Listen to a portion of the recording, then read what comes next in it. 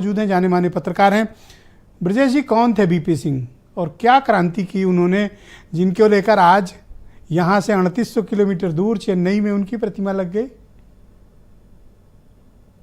ब्रजेश जी, BP Singh वो थे जिन्होंने एक तूफान खड़ा किया था। मुझे याद है, मैं उनके साथ दौरे में जाता था और वो नारे जो गूंजते थे रास्ते में चलते, राजा नहीं फकीर है। बीपी सिंह वो है जिन्होंने कांग्रेस की सत्ता को उखाड़ फेंका था और उस सत्ता को जो 415 सीटें लेके आई थी, बीपी सिंह को है। और उससे बड़ी बात यह है, बीपी सिंह ने जो रास्ता अपनाया था और बीपी सिंह ने जो वो दिखाया था, बहुत बहुत लोगों की राजनीति चमकी थी, बहुतों की दुकानें बंद हो गई थी। अब लेकिन ये जो आज का जो तमिलनाडु में हुआ है, ये और भी बड़ा संकेत भेजने वाला है। कारण क्या है कि स्टालिन जो है कांग्रेस के बहुत नजदीक है। मैं ये मानता हूं कि यदि पूरे देश की राजनीति में यदि कुछ दो तीन चेहरे हैं जो ईमानदारी से कांग्रेस के साथ रहे हैं, उसमें स्टालिन भी हैं।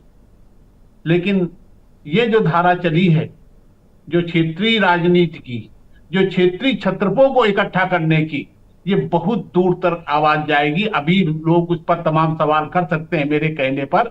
आप देखिए कि कांग्रेस को न बुलाया जाना और अखिलेश यादव को बुलाया जाना, ये बहुत बड़ी बात है। दूसरी बात, अभी आपने देखा होगा ये धारा चल कहां से रही है। अभी राम गोपाल यादव ने एक बात कही थी सैफई में, कहा कि साहब नेताजी को किसने नहीं बनने दिया प्रधानमंत्री। और मुझे याद है कि हम लोग रात को रुके हुए थे ऑफिस में कि शायद मुलायम सिंह जी का नाम आ जाएगा, तभी पता चला कि लालू यादव और शरद यादव को आगे करके उनके रास्ते को रोक दिया गया था। ये बाकायदे राम गोपाल यादव बोले ये। और उसके बाद किस तरह की राजनीति चलती रही, विदेशी मूल का मुद्दा मुलायम सिंह जी ने उठाया। तो ये जो राजनीति चली है उसी के आगे बढ़ती है आज की घटना।